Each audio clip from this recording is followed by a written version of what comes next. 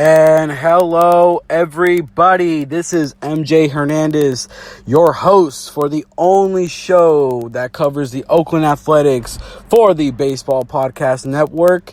This is A's Weekly, and hopefully you guys are having a good Friday so far. Great long weekend for most people. Hopefully you guys are resting, having fun with your family. And just want to start off again like I do every week, thanking the Baseball Podcast Network for giving me this chance to really show what I got, basically. Thank you again. We are just getting ready to start this show off today after these messages.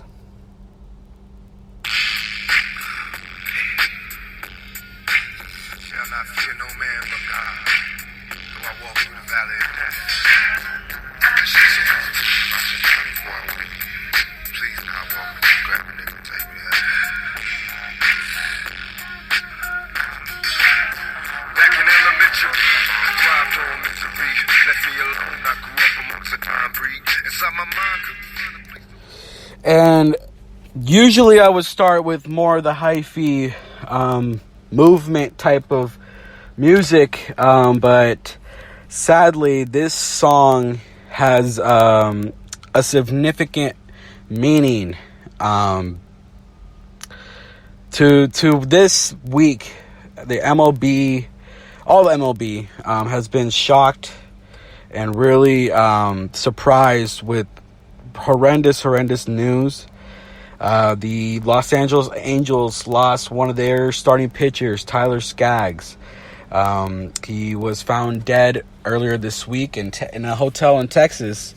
The reason for the death is still unknown, but his favorite artist was Tupac, so definitely going to dedicate some love to Tyler Skaggs, someone who last pitched against Oakland. That was his last team that he pitched against, the Oakland A's, on that Saturday, when we found out he passed away on Monday morning. Really sad, and we're just going to give him a few moments of silence in honor of respect for him.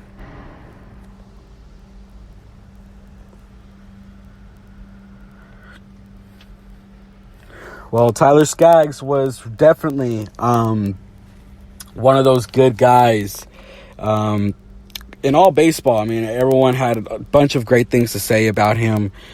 He was a first round pick, or former first round pick with the Angels. He was the 40th pick in that first round of his draft class, 17 years old, coming out of Santa Monica High School, and he passed away at age 27. He was from Woodland Hills, California.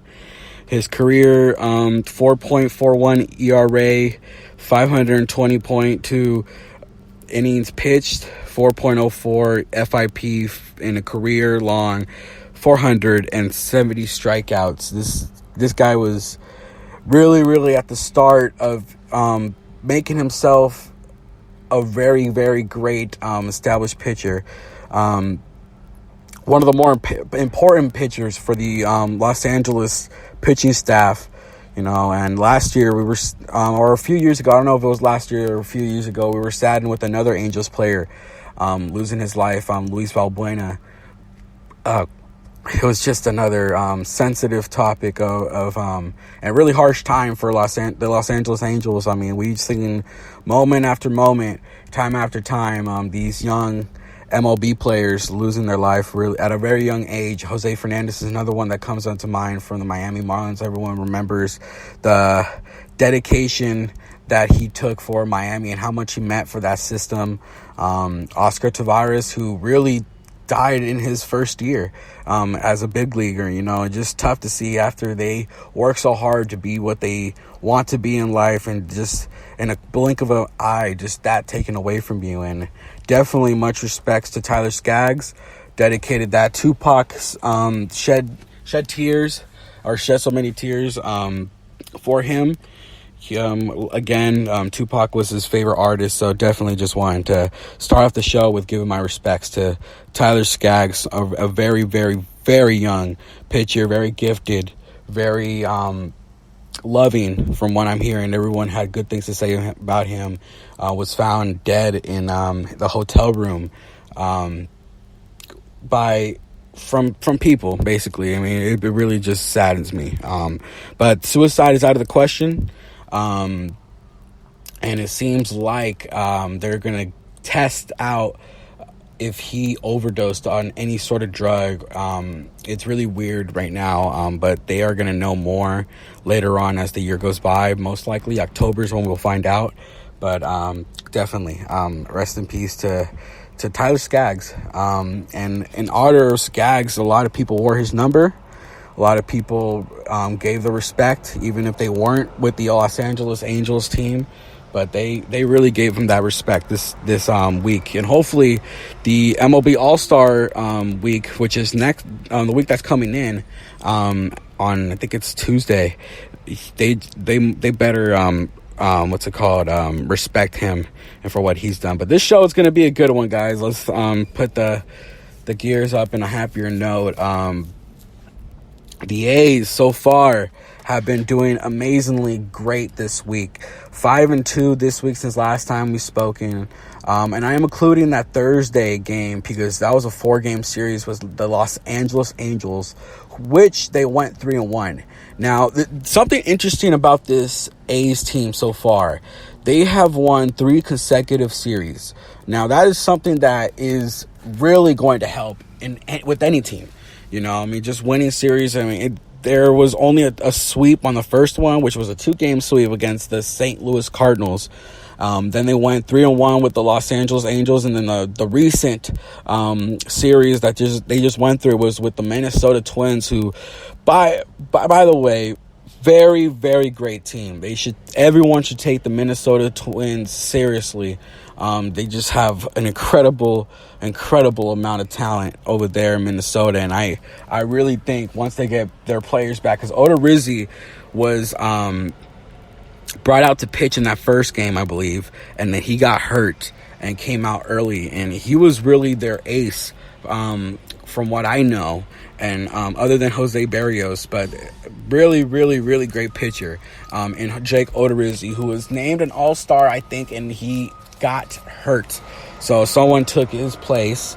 The Minnesota Twins are still in first place. So the way how the A's are at, though, however, they are 8 games over 500, second place, and they are 7.5 games behind first. Now, Houston Astros obviously have the better record than Oakland, and that and everybody give respect to the Astros. They have a 56-40 record.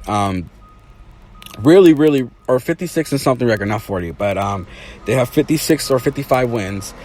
Houston, we all know what Houston's about.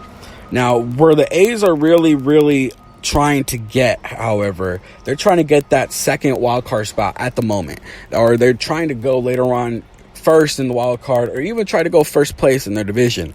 But they're 1 game behind that wild card spot to even be in the wild card game, and we still have a whole half of baseball left, and this is where business starts to pick up, as everyone knows. Right when the All-Star game happens, that's when more trades are going to begin happening, more severe games, more serious games, more of a better idea of how your team's going to be.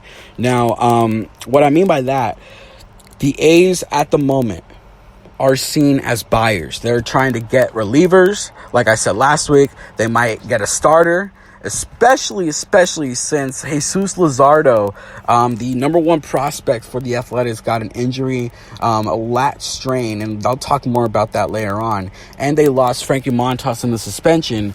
AJ Puck is most notably going to be a reliever if he comes back. So that's 3 premier guys that they are not going to get back at the time that they want, or probably not going to get back for the rest of the season. But they still have hopes for Manaea. Cotton is another one of those guys that might be on the relief part of the pitching staff. We all know what Cotton's about. He's about that changeup that has a lot of movement. He's about that two-seamer that really had the comparisons of Pedro Martinez. Even Pedro Martinez himself said that he sees a lot of himself in Jharel Cotton. So hopefully that will be a very great confidence booster for Jharel Cotton. I mean, we all know the Pedro Martinez story. He first was a reliever, and then was brought to be a starter. Maybe this transition in the bullpen will really help him out in the long run. But I'm very excited to see Cotton in the relief role, but this does not do anything for the starting pitching staff. Now, another move that was made just today, actually, was the designated for assignment of Aaron Brooks. He got basically placed back to Vegas, optioned out, and the A's called up Paul Blackburn, who also has two options left. Now, Paul Blackburn, remember, he struggled mightily in the first time he got called up, and really was shut out after Daniel Mengden got back up, and then we saw Tanner Anderson come back up, and it was just really confusing on what the A's were going to do starting pitching wise. I do not think they're going to, I mean, if Paul Blackburn does not produce in these more opportunities that he has, he probably won't be in the starting rotation picture for the rest of this year, because I think they would go out to get a starter. Now, a starter that is available that I would like to get is Tanner Roark, the pitcher who was a former Washington National, went to the Cincinnati Reds and got that $10 million raise. He's getting paid $10 million this season, has a 3.51 ERA, 3.86 FIP, 4.42 xFIP, and 92.1 innings pitched, 5-6 record. Now, Cincinnati, they've had their fair shares of surprising disappointments.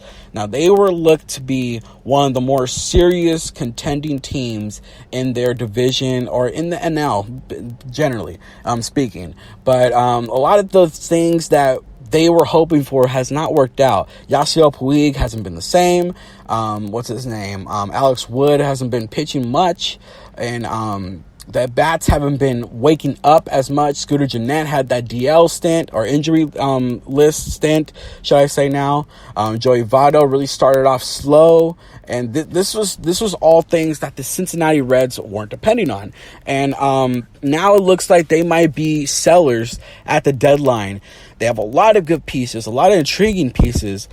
Someone who can they probably let go, Yasiel Puig and Tanner Roark in the same package. That's something that was said earlier, but not to the A's interest, but just interest in MLB, what's just overall. Now, Yasiel Puig was one of those guys that were really hyped up to be a Cincinnati Red under fans' perspective. Yasiel Puig was literally the heart and soul of the Los Angeles Dodgers in the outfield, was looked at one of the strong figures. A lot of people just don't like him if they're not with his team.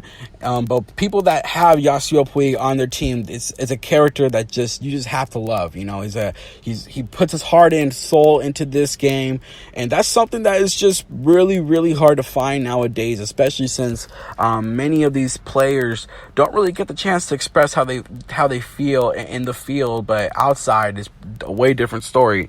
But he got into an altercation earlier in the year.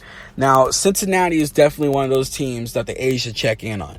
They have relief pitchers that can probably be available that are rentals. The A's can probably benefit from that. Starting pitchers, they can probably benefit from that as well. Tanner Roark was one of the ones that I said. Sonny Gray is not going anywhere. He did sign that 3 or 4 year deal with Cincinnati. I forgot how much was it, but it was up to $30 million for a 3 or 4 year deal. And then they still have Alex Wood. They're keeping Luis Castillo. So Tanner Roark is definitely one of the only guys that are probably available. Maybe Anthony DeSclafani might be in that picture, but I doubt it. But relief pitchers, they do have available. Jared Hughes is one of them. And David Hernandez is another one of them.